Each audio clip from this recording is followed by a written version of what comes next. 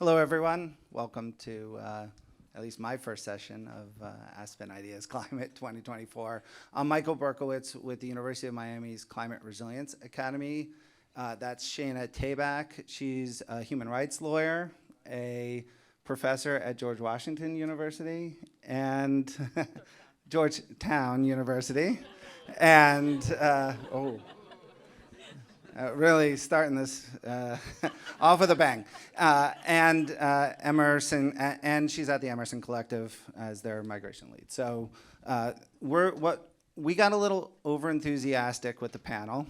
So we have an amazing packed panel to talk about cities at the forefront of climate migration.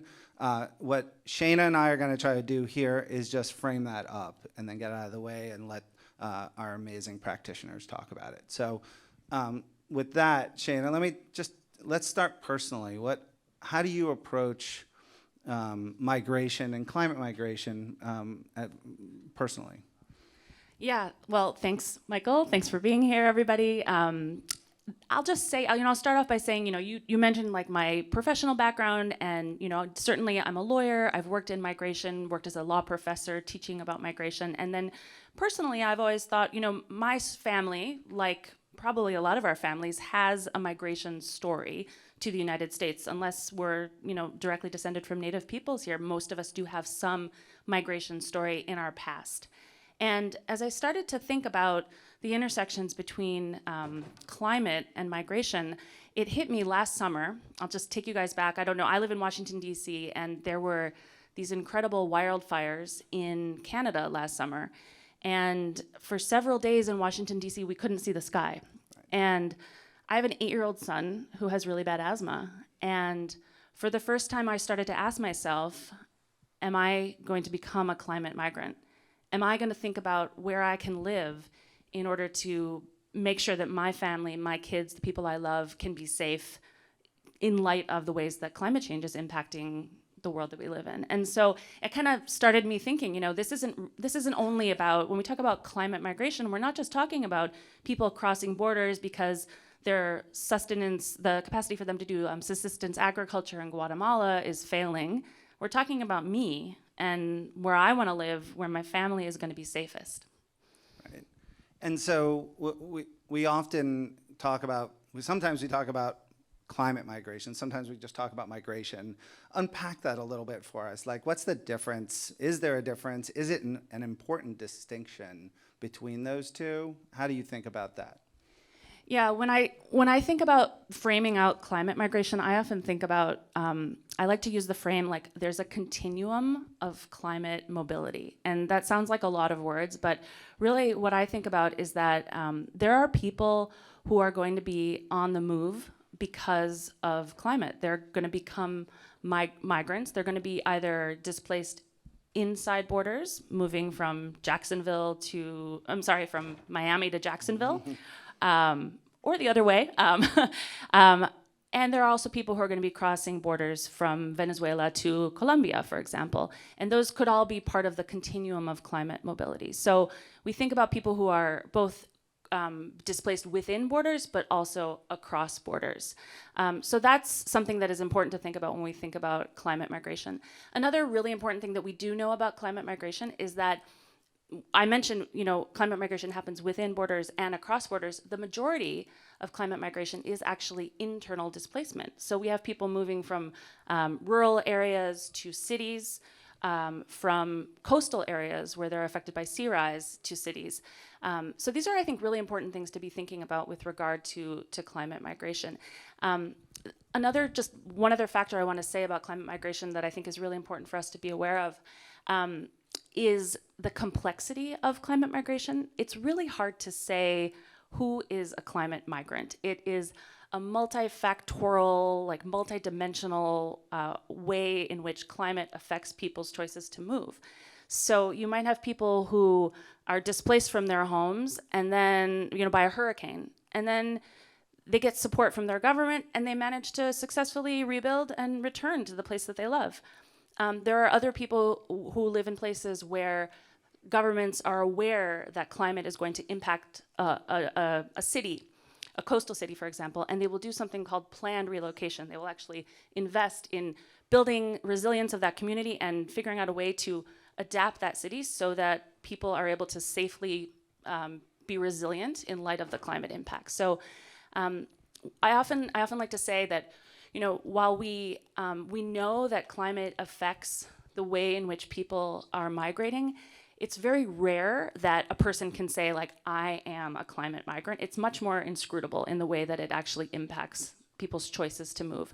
And I think that would be the last point, is the choice piece, right? Yeah. Were you gonna raise that? Well, no, I was just gonna say, in some ways, and we'll hear some of this, I think, from the panel of practitioners, it doesn't matter that much why someone's moving.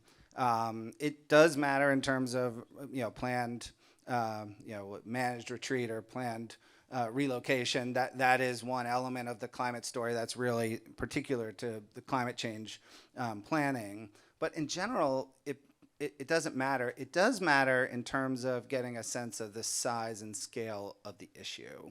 And so when we talk about where is the thinking in terms of the numbers?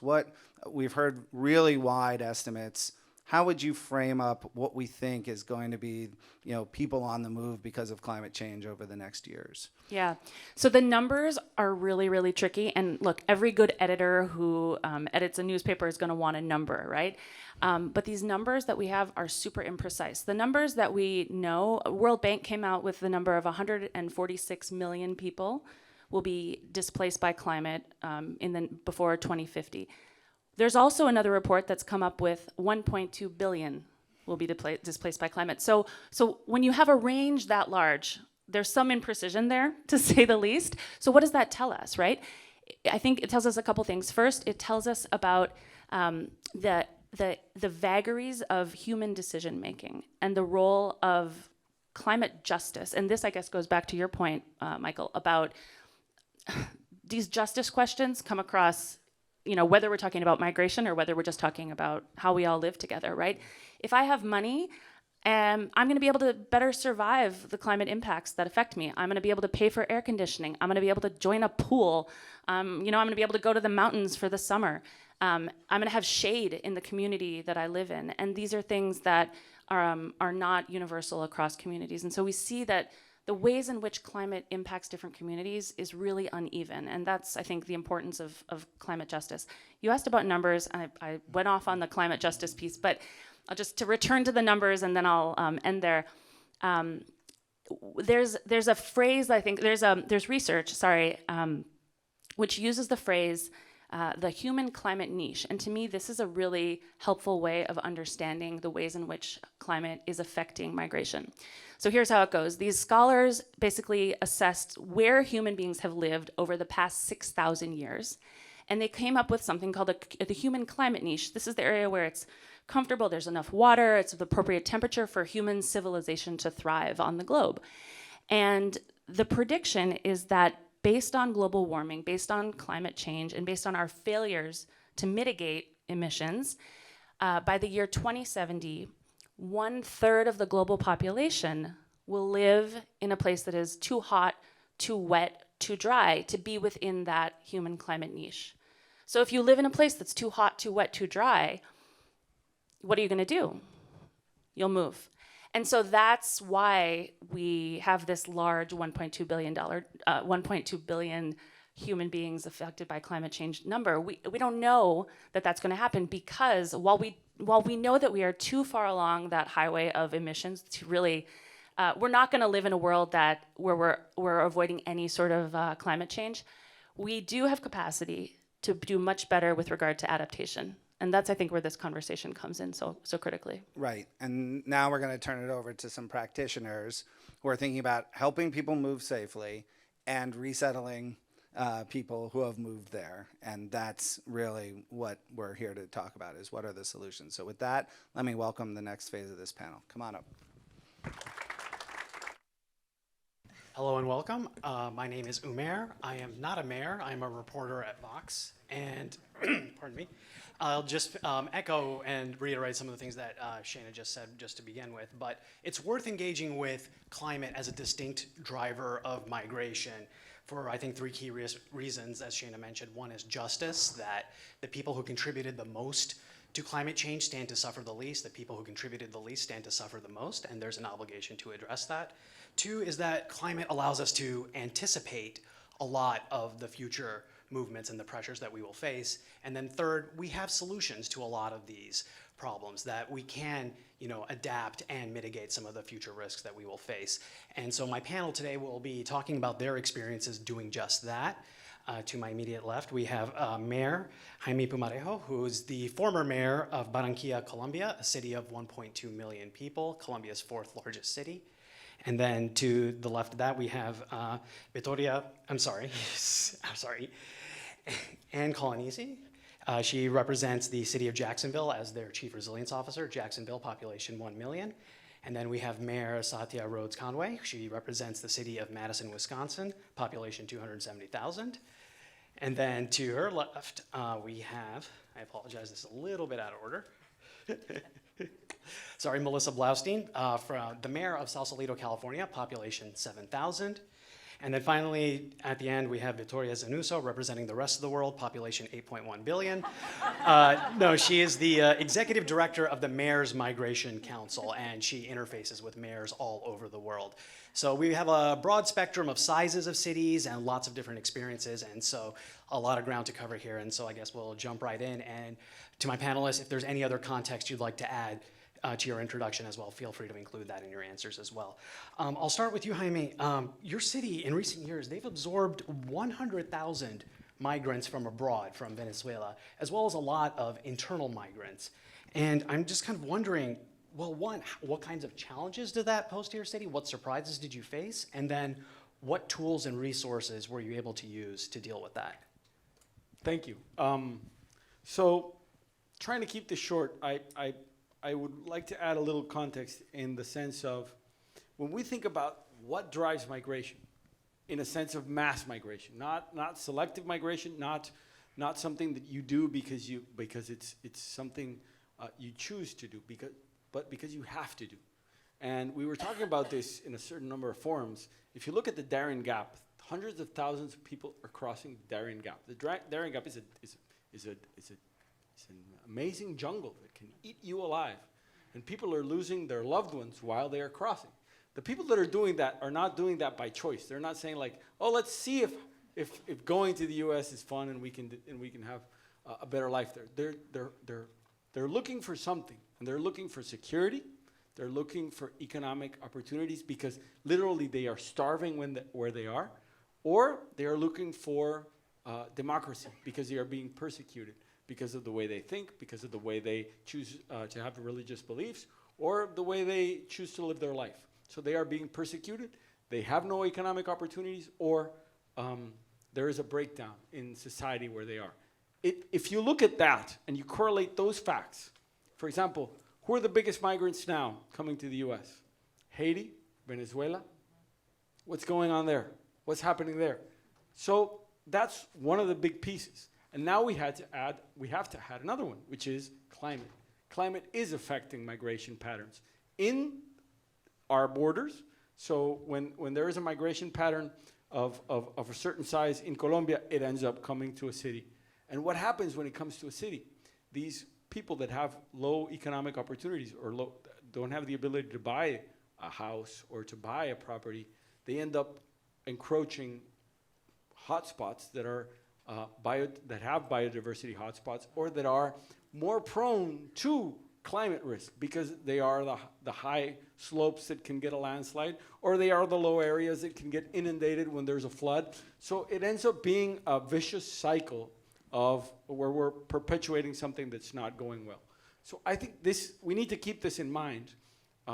And with that in mind, we started working with the Mayor's Migration Council. I think we were one of the first, or in the first year we received from the Migration Fund a seed money to adapt our plans to be able to cope with this. Because we were not a migration receiving city. We were a migration giving city. People left Colombia, and now we were getting, think about this, in 3 years, 10.2% of our population was recently arrived migrants. That means out of 200,000 kids that I had in my schools, 18,000, now 22,000 were recently arrived kids from Venezuela. We had to give them healthcare, we have to give them education. But what we looked at and what we found out, and I think this is the incredible opportunity, with a government that listened, in the government of President Duque, he did a good job at this, is that he said, we can't avoid this. They're here, we're not throwing them out, and we need to give them an opportunity. And how do we do this in a country that doesn't have a lot of money? We don't need to spend building hundreds of thousands of millions of dollars in shelters and in things that are going to take away from our budget, but are not going to give them the ability to pay their own way and to earn their own keep. So what they did was give everybody a temporary status where they could work. Secondly, get them into our system. So they have insurance for Social Security, they have health care, they have education abilities, they receive the same subsidies that a Colombian receives, but they pay taxes. And we're not thinking about, and this was something that with the international community, with the NGOs, and with the Mayor's Migration Council, Emerson, a lot of people, we were able to figure out that instead of focusing on giving them housing, we would need to find a way for them to earn their keep, to earn their living. And if you're earning your own way, then you can pay for your own housing, then you can figure out how you're going to put your kid through college. And that has made, I think, a big difference. And I'll give you a silver lining. Colombia was aging at a faster rate than the rest of the world. Like, we're aging faster than Europe and the US. That means our pension plan economics is under duress, because in the future years, it's going to take a lot of our budget to finance it. Venezuelans are younger. They came in at a big rate, and they were having a lot of kids. So what was an upfront problem, because we were having to finance this, ended up being a silver lining, because it reduced the age for our working population. And that means able bodies that are going to help finance our diminished years. I think that's a great point, that, you know, we always think about migrants as a threat or as a drain, but they're also often an advantage. And, you know, in Jacksonville, my understanding is that they're expecting a pretty big population growth. I think 1.6 million from 1 million, so more than 50% in the coming years. And so I'm just kind of wondering, well, one, how do you make sure that that doesn't exacerbate any existing inequalities, and perhaps how do you close them, or how do you use that projection to prepare and plan? Yeah, I think, you know, in a city like Jacksonville, we have kind of a number of drivers of change. Climate change is a reality we have to face, but also population growth is a huge change that we have to be prepared for. We're looking at roughly 685,000 new residents over the next 50 years, and that growth is good. It brings new people with new perspectives and cultures. It brings new businesses and economic prosperity, but the reality is we also need to make sure we have housing stock that will accommodate that population, that it's not a strain on our utility or our roadway networks. How are we really preparing for a better quality of life for our future residents? And so really taking that into account with every decision. I feel like in the conversations around migration, there's often terms that are used of sending areas and receiving areas, and that manifests in kind of two ways for Jacksonville. Within city limits, we're having a conversation about sending and receiving areas, recognizing that some of our city is coastal in nature, it's wetlands, it's areas that are either today high risk of flooding or will be in the future with sea level rise and more pronounced rain events. And so that's a high risk area. That's an area we kind of want to send people away from, dissuade them from living there. And instead we want to receive people in areas of our city that are high and dry and well connected to infrastructure. And I think really the best thing for Jacksonville is the fact that half of our city is still undeveloped. And so we have this opportunity to really be strategic about where and how we're building new housing and new infrastructure, how we're working with our partners in the private sector to be building and developing in smart ways in low-risk areas. In part of our resilient strategy development, which came out this past October, we did a lot of consequence analysis to look at what are the pros and cons of different development futures for Jacksonville. And what we found is that if we continue developing the same way we have over the last 20 years into the next 50 years, we will essentially run out of open, undeveloped space. And we will have 3 times as many people living in areas of high risk to flooding as we do today. And so instead, we really decided that's unacceptable. How do we start ourselves on a new trajectory and a better path to development? And so we ran a couple scenarios that looked at concentrating infill development in our urban areas and our suburban areas. And we found that areas that are already built out as suburban in Jacksonville have a lot of underutilized space. And if we isolate the areas of our existing suburb footprint and then take out areas in the current or future floodplain, we still have enough land to accommodate all 685,000 new residents. So really, it's about changing the way we grow. We have all of the land we need. Certainly, we're going to likely see a flux of people moving to our urban core, people moving to our existing suburban areas, and probably some new greenfield development in our rural areas. But we really see this as a balanced approach.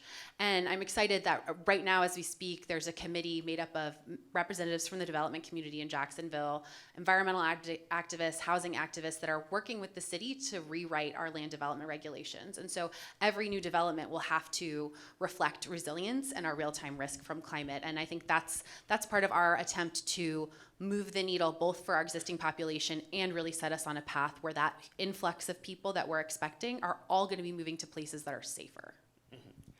And Mayor Satya, my understanding is that Madison is also a city that is experiencing and expecting some more growth. But it's also, having lived in Madison very briefly, I know that it's a very nice place to live and has been touted as like a climate haven or a climate refuge. And I'm wondering, rather than receiving people passively, can you shape that growth in a direction that is more aligned with your values, that is inclusive, that is working to address some of these concerns about climate change and sustain a cleaner economy? Yeah, thank you. It's a pleasure to be here with all of you. Madison has a long history of being a destination, all the way back, if you go 1,000 years ago, when the Ho-Chunk people whose land Madison is established on, they came to Dejob, which is the Four Lakes region, and migrated to what is now Madison. But we have a flagship university. We have people coming from all over the world. Many of them don't leave because Madison's got an incredibly high quality of life. And so we have been a destination for decades, for centuries. And we do have, I will say, fewer climate impacts than some other places in the world, but not zero, right? Nobody gets zero climate impacts. So we've had catastrophic flooding. We experienced the heat waves. We had the shortest ice over period in our lakes this winter. So we are definitely feeling it. And so I answer your question in sort of 2 ways. One, we absolutely welcome people to come to Madison. And yes, our population is growing. But we are thinking about how to be climate resilient and how to grow at the same time. And I want to echo something that you said, which is housing is the biggest problem, right? We already don't have enough housing for the people who live in Madison. And not to mention the people who we expect to come and relocate to Madison. So we're thinking about all the ways in which we can do something about that. And I will say we're not thinking about it primarily in the context of migration, but to the mayor's point, we're just thinking about how we can help people afford to live in Madison. And so on the one side, that's about good jobs and investing in entrepreneurship and helping people have opportunity. And I will say just right now, I wish the federal government here in the United States would adopt the Colombian approach by giving everybody the ability to work and access the social safety net, what is left of it. That would help a lot. But we're investing in our affordable housing fund. We more than doubled it in my first term, and will increase by another 60% in the next 6 years. We're doing retrofits of existing naturally occurring affordable housing. We have money to rehab existing housing. We have money to promote homeownership. And We are working on how to make all of that more sustainable. In Wisconsin, we're incredibly preempted by the state. So there's very few things that we can require, but we are trying to leverage the assets that we have to get good behavior out of the development community. So preemption is a huge challenge. We are looking, we're experiencing higher degrees of homelessness, largely because we don't have enough housing. So that's another challenge, finding the services to support people, whether they are experiencing homelessness or whether they are new arrivals to our community with fewer resources. That's another big challenge for us. Figuring out how to create more ownership opportunities so we can clear out the pipeline. So, for example, as a first-time home buyer, you can't afford a home in Madison. And so we have a bunch of people that are sort of stuck in renting, and if they could afford to buy a home, they would, and make room for people who need to rent. But everybody's sort of stuck because of the lack of affordability. So we're trying to figure that out. We're trying to, whenever we put money into a project, we're trying to make sure that it's the most sustainable, the most affordable that it can be, so that we can create housing for the people who want to live in Madison. One thing that I wanted to just tag on what you said about the land use is we're thinking a lot about the intersection between land use, quality of life, and transit. So that when we're creating density, we're creating it around a transportation infrastructure, which I think is really important on a number of fronts.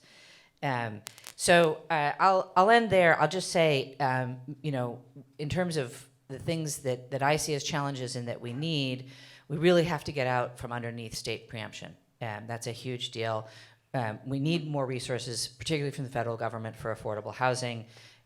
We have to rationalize work permissions and the transfer of certifications from other countries so that people who are highly educated, perfectly capable of being doctors or lawyers or architects in our country, but are prevented from doing so because they can't get certified. We have to fix that, and that's a federal problem.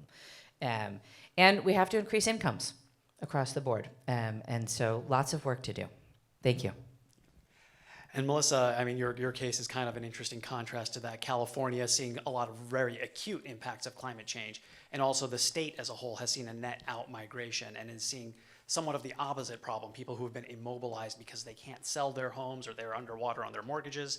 I don't know if that's a case in Sausalito particular, but given your role on the Climate Migration Council and your partnerships with other mayors, what are some of the tactics you're exploring to deal with these kinds of problems? Sure, and I really appreciate what was shared by the other panelists up here, especially Columbia, your approach. I really wish we could replicate that. That would be so fantastic. And just to give some context for what's happening in California, 2021, 2022, 800,000 people left the state. However, just like you in Columbia, we actually carry about 25%, almost a quarter of the United States immigrant population in California. So while there are many people who are leaving, there are more and more who are arriving, which I am someone who sees that as an asset, and I'm hopeful that we can take that forward to make positive change as you're doing in Jacksonville and hopefully in Madison. But one of the problems that we're facing is that 20% of all of the net worth in California is concentrated in just 30 zip codes. So there's a huge socioeconomic inequality that we're dealing with as we're trying to find a path forward for new arrivals, as we're figuring out what our economy looks like. And housing costs in my community, at the beginning low level, $500 per square foot to build, at the low level. So if you want to build an affordable housing unit, a small affordable housing unit in the Bay Area, it's very likely to cost you at least $1 million. And at the same time, we're suffering from wildfires, we have increased temperature rising, and of course, where I am in Sausalito, we are extremely susceptible to flooding and to sea level rise. I don't know if any of you have visited Sausalito. It's a beautiful coastal town. While we do only have 7,000 residents, we get about 500,000 visitors a year because it is such a destination, which means two things for me. One is that we're highly susceptible because our economy really relies on the waterfront, which is a negative. But it's also a huge positive because we have the opportunity to invest in a blue economy. So I see us using as our waterfront as a path forward to think about how we can use the oceans to build new jobs, build new opportunities, and mitigate climate change. And we're doing that at the city level in Sausalito. We have a public-private partnership going with a new nonprofit that we started just last year called Sea Futures that came out of a sea level rise task force that we had started. But partnerships are so important, which is why I'm thrilled to be a part of the Climate Migration Council, to be here with Aspen Institute. But I think it's really important to note when we talk about public-private partnerships going forward, that the purpose of business in the world that we're living in today cannot be about just making a profit anymore. It has to be about solving problems. None of us are going to find a path forward unless that's how we are all looking at things. So we need the state, but we need our businesses to wake up and to really think about that. And we're doing a lot of planned relocation in our community, and that requires a lot of rethinking and considering what our future is going to look like. And I'm an advocate for crazy ideas because we're on the waterfront, like amphibious housing, which I think is a path forward.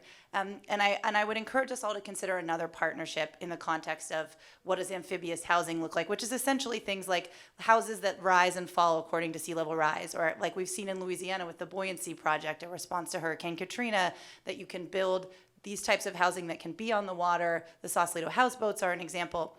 But I really want us to think about our partnership with nature and think deeper about, I was recently at a conference with Janine Binus, who is a leader in the idea of biomimicry. And what can we learn from nature that it's already showed us that we can go back to when we're thinking about these climate adaptation solutions? So what can large kelp teach us about survival of our oceans and how we build our built environments?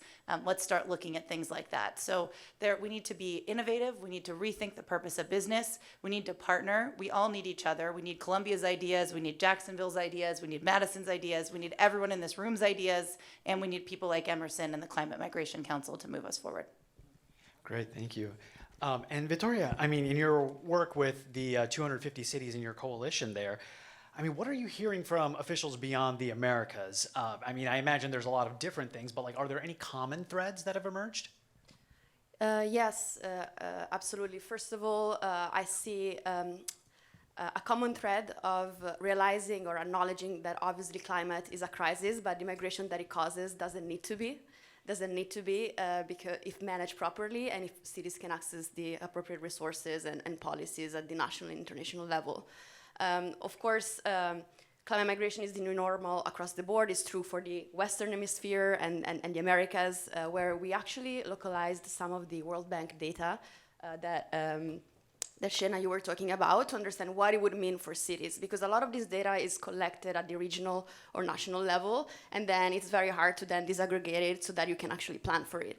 So we localized it in Mexico and Central America and found that just because of climate, if nothing is done on climate could be pushing 10 million people to Mexico City by 2050, which really helps with planning, but also helps with advocating for the resources to then invest in Mexico City rather than border control, But climate migration is true for Africa, where cities like Freetown in Sierra Leone will be doubling their size in just 10 years from now, just because of climate and internal displacement. We're seeing this in Asia, where cities like Dhaka North in Bangladesh are receiving already 2,000 people a day because of climate.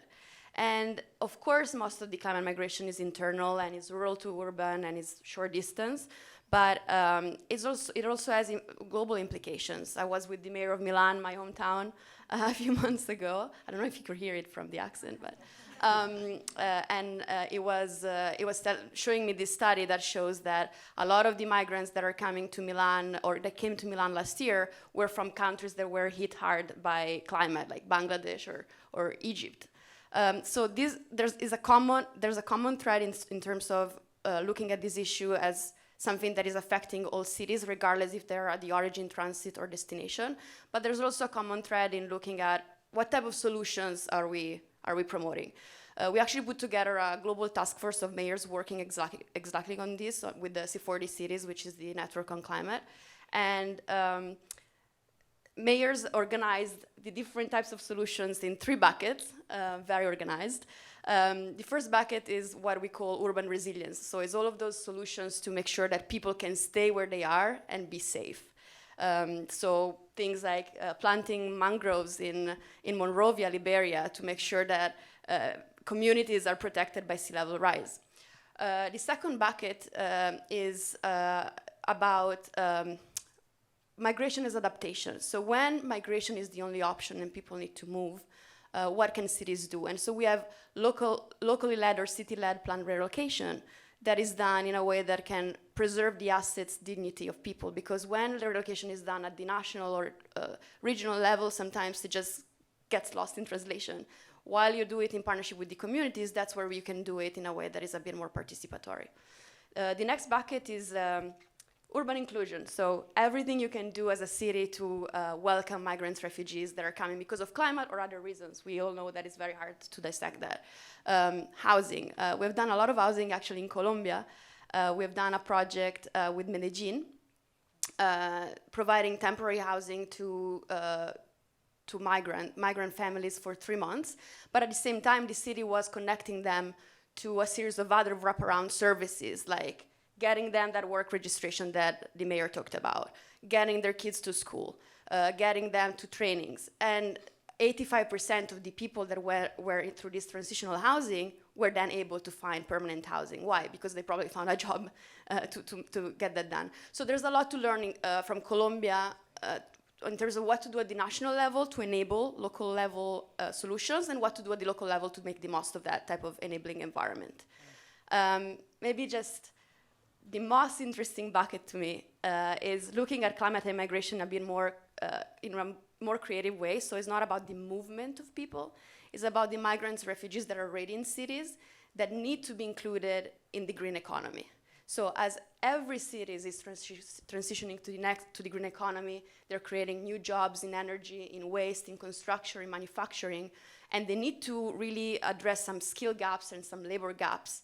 How can they really look at migrants, refugees that do have those skills to participate? And how do they advocate then to the national government to get the work permits that are needed to make the global Green New Deal happen? So I have a lot of ideas about that, and we're funding a lot of projects of mayors that are creating green jobs for their migrant and refugee communities, as well as the local communities, because it's very important not to create any sort of competition unnecessarily. Great, thank you. Maybe a follow-up question for you, Jaime. So now that you're out of office, is there anything you know now that you wish you knew at the outset that would have helped you do your job better? Or do you have any advice for some of your fellow city officials here based on your experience? Yeah, well, a lot of things. But I think in hindsight, we took time to understand it, but just empowering, which is a used up word, but getting people to know that it's in their hands and giving them the opportunity. So we set up what we call the Centro de Oportunidades. It's a center for opportunities. So there's a migrant center, but then there's a center for opportunities. And that is a place where every day when you're in a migrant community, somebody will come up to you and say, I want to work, I want to get a job, I want to do something. And we would send them there. And what that does is it fills that gap. So it's a skills gap. What do you need to get into the hospitality sector? Or what do you need to set up a food cart on the street and start selling? You need some seed money, and you need some training on basic marketing and economics, and you need some food management skills, and then you can put up your food cart. So it's even, you don't need a permit, you can just look the other way and say, these people can sell on the street, because that's what we did. I was, the DA's office wanted to prosecute me because I was not taking some people off a land that had been used during COVID to build temporary shelters. And I said, I'm not going to take these people out, so we'll look at that afterwards. And that's what we did. But in a sense, I would think that there is a way that we can give tools to these people to feel that they belong. And how do you belong? And this is a very succinct story.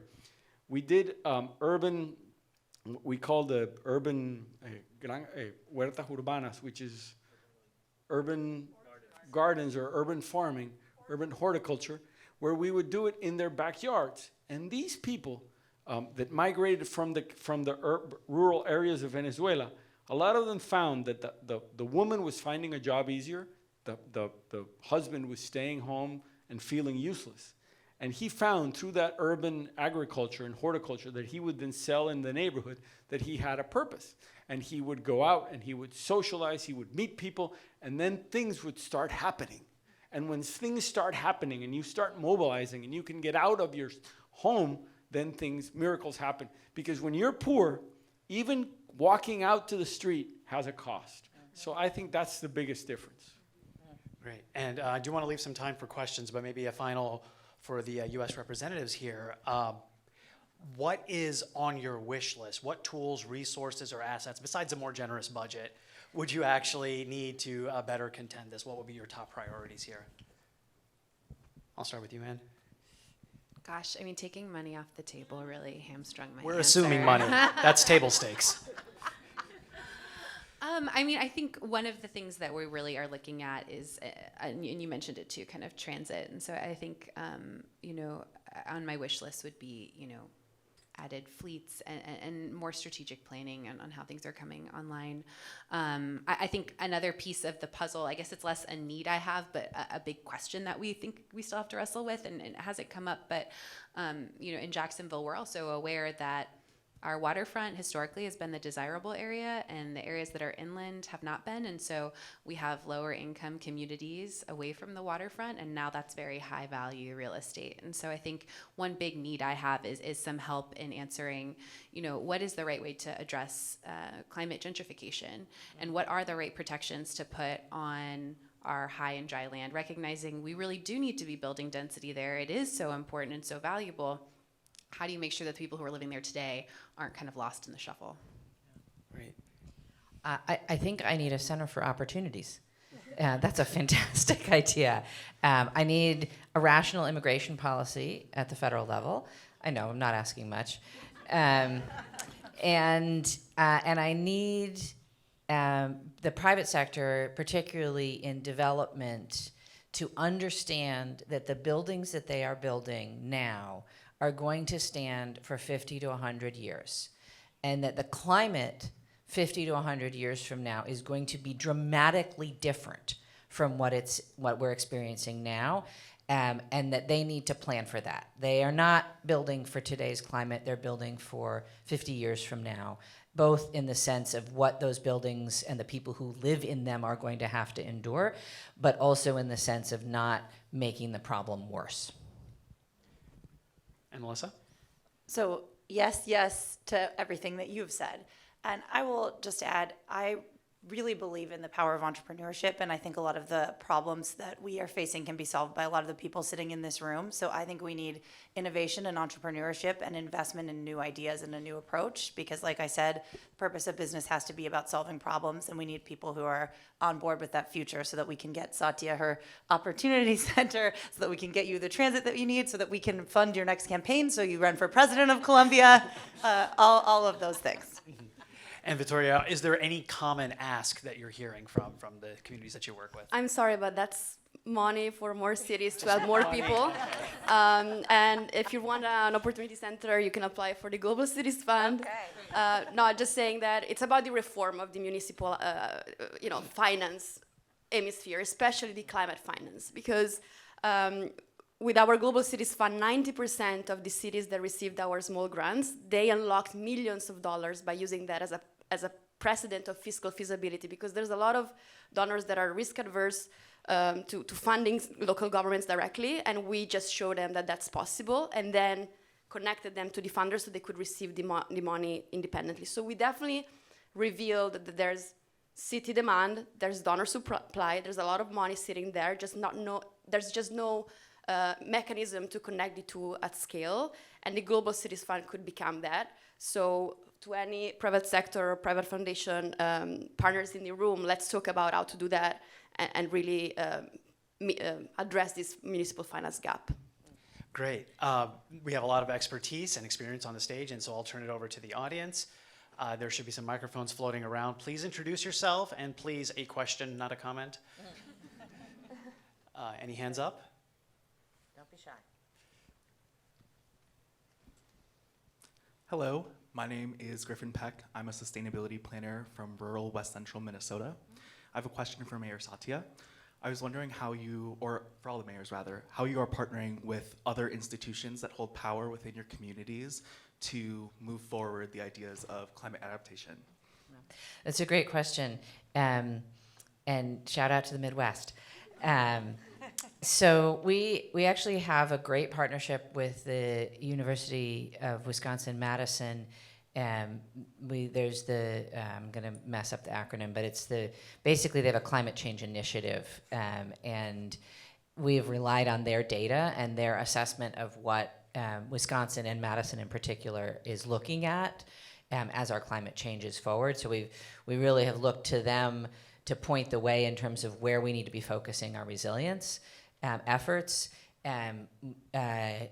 Also, just sticking on the university for a minute, we have this fantastic organization. It's called Universe City with a C Alliance that puts classes at the service of city priorities. And so we get to have students answering questions for us and doing research for us, which is really exciting. I will say that we also try and get our other institutions to adopt sustainability goals and then to work with us on them.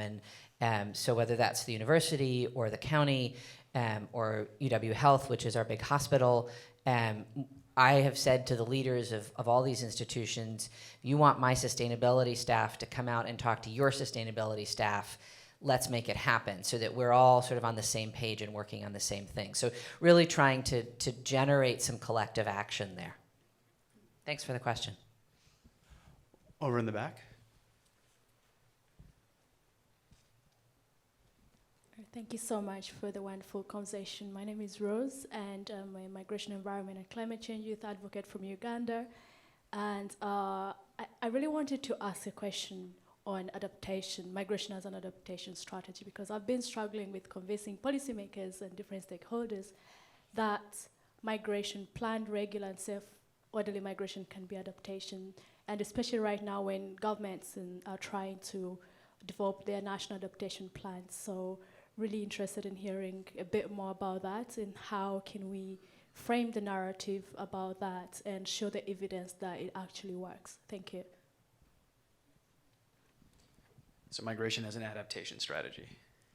I'll just add the Jacksonville perspective. I mean, I think for us, we arrived at kind of this idea of risk shifting due to the size and the scale of our city. We're the largest city by land area in the US and more linear miles of shoreline. So our risk is just incredibly dispersed over a large area. And so from the jump, it took kind of big silver bullet infrastructure solutions off the table for us. We realized we're gonna have to work with our changing shoreline and these changing flood conditions instead of what a lot of coastal cities are doing, which is trying to dominate that, building seawalls and pump stations and lock gates and things that keep the water out. And so we felt that this idea of how we move people within our city and how we build out the remainder of our city in order to accommodate as many new residents as possible is really fundamentally about how are we adapting to the conditions that we see today and that we know are coming in the future, rather than having the hubris to think that we can really outsmart the ocean and where the water wants to be. I think one of the ways to positively reframe it, and that it would be good to think about it, is something that we all brought up, which is the amazing power of migration and of people, especially in Colombia is a great example, but we're all seeing a lack of population growth and a need for the younger generation. If you look at the generation in sub-Saharan Africa, more than half of the generation in sub-Saharan Africa population is under 25 at this point. So we need people to be moving, and it's a natural response, and migration has been going on for as long as people have existed. And now there is just an additional reason for it. So we need to make the case that we do need workers, that we do need economic growth, that we need to continue to build and grow cities of the future, but without federal partnerships and migration plans that make sense. I mean, I completely feel your frustration because we deal with it every day in the US. And if we had the answer to that, if you come up with something, please let us know, and we welcome all of your ideas. Over here in the front.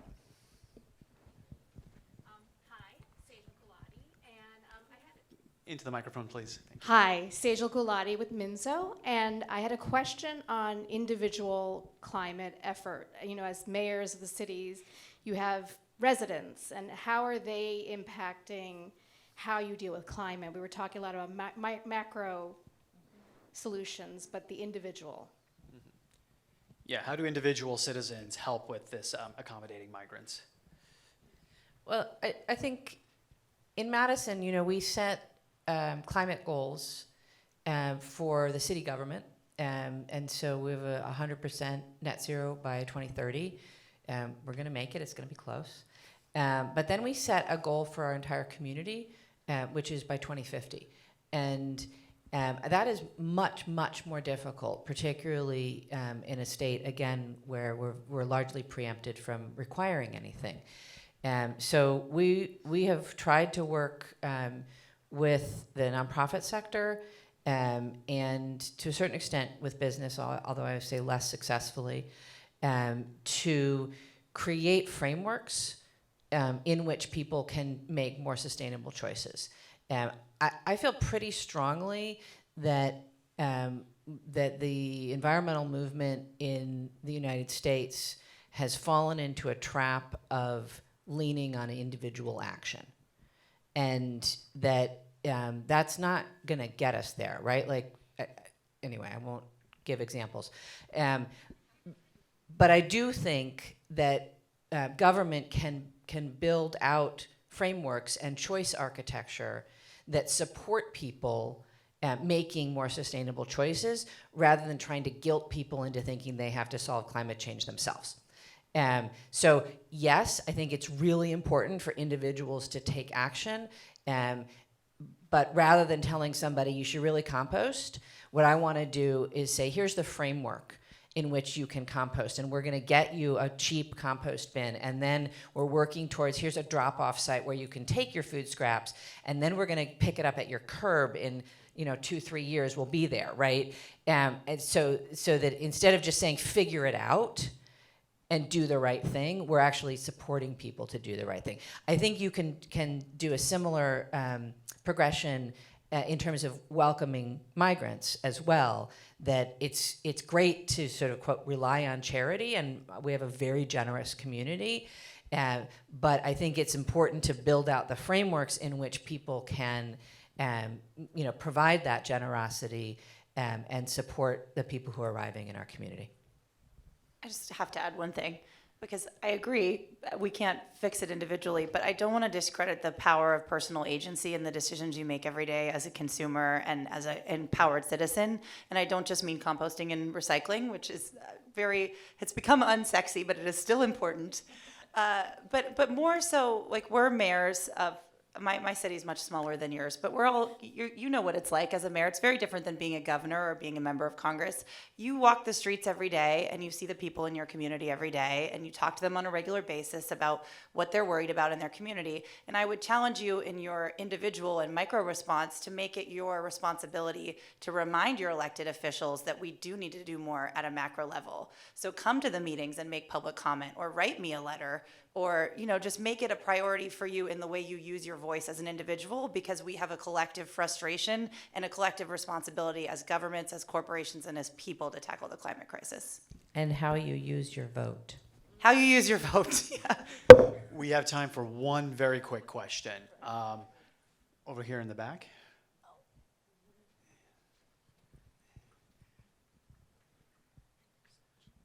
Hi, everyone. Thank you so much. Dennis Granados from Climate Power. Quick question for the U.S. representatives. Going back to Victoria's point about clean energy jobs, under the Biden administration, we saw the passage of the Inflation Reduction Act, or the Clean Energy Plan. We've seen over the creation of 270,000 jobs in clean energy. So curious to know if you can just talk a little bit, or just give examples of direct impact that the IRA has had in your community, especially in low-income communities. I'm happy to start. I mean, Jacksonville, I think, compared to other cities in the country and other cities in Florida, has been incredibly behind when it comes to climate action specifically.